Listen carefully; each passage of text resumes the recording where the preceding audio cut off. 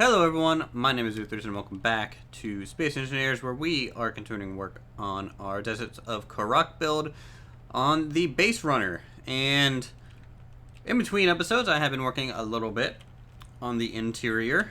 As you can see, there's some stuff in here now and things are starting to look fairly nice and piped up and things of that nature.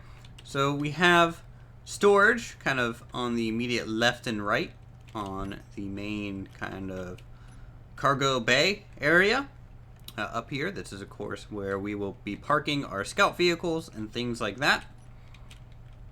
Down here there might be room for maybe a small Land Rover eventually, or something like that. That'd be pretty cool.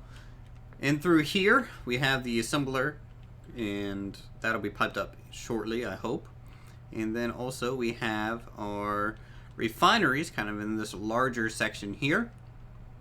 And these bridges will eventually lead into the main hangar area. So it's going to be fairly open, which I think makes the whole thing kind of grand looking on the interior. And looks rather nice. You know, we do have staircases going from upper to lower areas, which is always good to have. Got to have access to all this stuff. I'm going to go ahead and show off the lift. It was a bit of a pain to get working. So the way connecting lifts work is a little annoying. You have to actually extend them first, and then you can put another lift attached to it, and then you can close and open them. We have used kind of metal plates here to cover up the gaps as much as possible. Can't ever really be perfect with this thing. Can't really get things perfectly flush either. Another thing that StarMade does a little bit better than Space Engineers, but that's just, I guess, my opinion on that. All this cargo is all piped up and everything is connected and makes the whole thing look a little bit more industrial, which is nice. So let's go ahead and hit this button. We have one for a lock. So when we're moving, we can lock this platform down and really hold it in place. So hopefully that won't cause any explosions. But if we press this other button here, we will take the lift all the way down to the ground.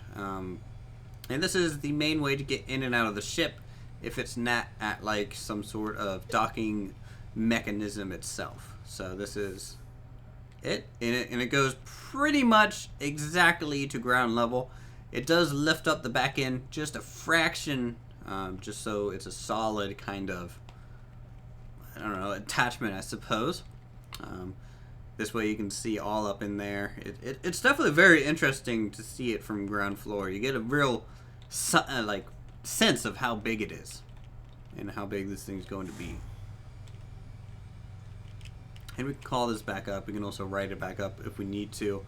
I have it set to go relatively slow, and that's on purpose, just to make sure nothing explodes spontaneously, no bugs or issues, and if we have any sort of collision, hopefully that will absorb it. Now, the way I did these locks, I do want to go over that just a little bit before we hop into a bit of a speed build of working on the interior, is we have our landing gear hit sideways here, and then the lift itself, I added these blast door blocks on the side so that it gives enough clearance and it won't hit those landing gear. If I used a full block, it might actually hit the landing gear and cause the lift to explode.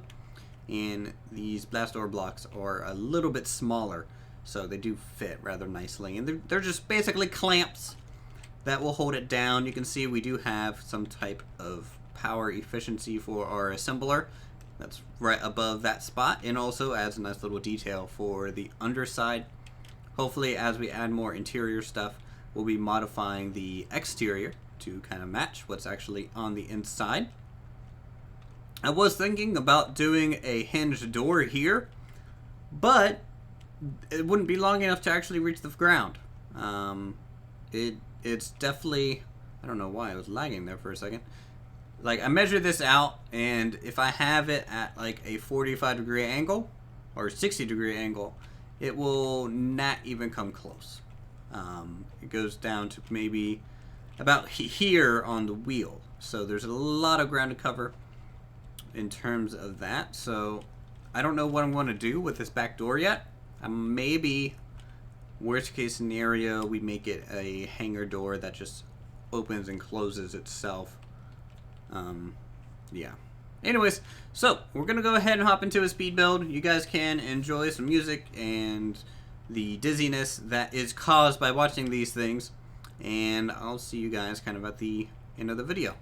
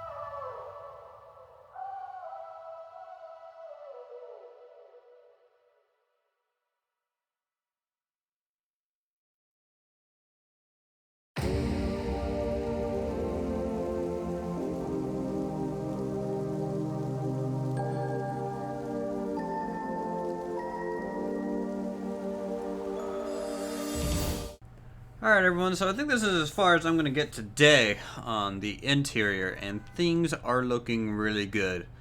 We added a whole bunch of lighting, kind of these hanging lights off the ceiling, very industrial, which is great. Kind of helps with the overall feel, and also makes the space look bigger in my opinion, having those giant lights like that. Makes it feel a lot more like a hangar or warehouse-like area, which is something that I was kind of going for. And also, it brings in plenty of light, so that we can see even without our headlamp on. Little, you know, space engineers, medieval engineers both do lighting very weird. It's always like either too dark or too light. and it's like almost inverted how your eyes adjust in this game. Anyways, we have, you know, our oxygen tanks now, in case you're going to an off-world planet. And you can see it's just becoming darker, and I don't know why. We have, of course, our 2 large refineries. These things are all piped up to the assembler, and there's just piping everywhere here, making this whole area just look very industrial. Right here, I'm using a lot of kind of, I guess, slopes mixed in with some cargo containers, and this is giving us kind of an industrial feel as well through this little connecting corridor to the assembler. And plenty of staircases. These walkways look good. We have railings on them now. We have this area started, this area over here. This is actually going to start breaking up from the kind of industrial and hangar and cargo area into the actual living space and things like that. That's all up here in the front end. And then, of course, down here, I need to put reactors and things, because obviously this thing's going to take up a lot of power. You know, having 2 refineries, an assembler, 4 oxygen tanks, and we need an oxygen generator somewhere. I don't know where I want to put that. That is something that I need, so that oxygen can actually be created. That'd be nice. And yeah, so I think we're going to leave this episode here. Thank you guys so much for watching, as always. If you all enjoyed the video, feel free to subscribe to my channel for more creative goodness. Go ahead and try and suggest some things to do with this back door. I know maybe people might suggest a multi-hinged kind of mechanism so that it can fold down and then fold down some extra to make the actual ramp. And it's just, the more rotors that we have and things like that, just the higher chance and more kind of things we have to do to try and get this thing to not spontaneously explode. So that is something that, you know, I kind of want to hold off on, at least for now. One thing that I do want to test is, one, this thing is locked down, right? I believe so. I think I see the green in there. I'm going to try driving this thing.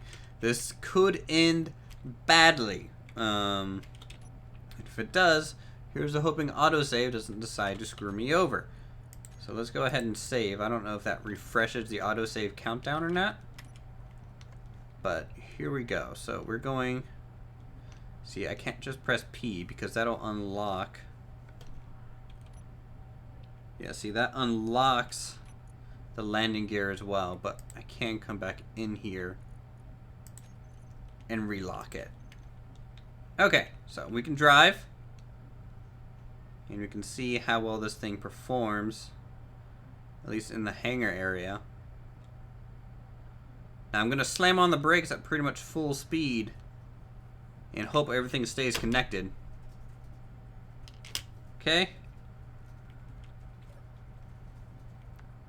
Oh, wow. It's still moving. And are we at 0? We're at 0.01. That's really not moving. Okay, so quickly we can fly over here, hopefully before any sort of autosave happens. Alright. Unlock. Lower the lift. Observe the pistons. Make sure they're all connected, and they look like they are. Nothing exploded. Nothing is damaged. And so that, I think, is a success as we lower ourselves down to the surface. So, again, thank you guys so much for watching, and I'll see you guys in the next episode.